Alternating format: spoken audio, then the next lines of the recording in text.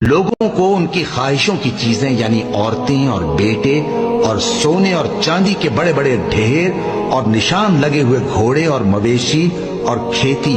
بڑی زینت دار معلوم ہوتی ہیں، مگر یہ سب دنیا ہی کی زندگی کے سامان ہیں اور اللہ کے پاس بہت اچھا ٹھکانہ ہے۔ اے پیغمبر، ان سے کہو کہ بھلا میں تم کو ایسی چیز بتاؤں جو ان چیزوں سے کہیں اچھی ہو؟ سنو، جو لوگ پرہیزگار ہیں ان کے لیے اللہ کے ہاں باغات بہشت ہیں جن کے نیچے نہریں بہ رہی ہیں، ان میں وہ ہمیشہ رہیں گے، اور پاکیزہ بیویاں ہیں، اور سب سے بڑھ کر اللہ کی خوشنودی۔ اور اللہ اپنے سب بندوں کو دیکھ رہا ہے جو اللہ سے التجا کرتے ہیں کہ اے پروردگار، ہم ایمان لے آئے سو ہم کو ہمارے گناہ معاف فرما اور ہم کو دوزخ کے عذاب سے محفوظ رکھ۔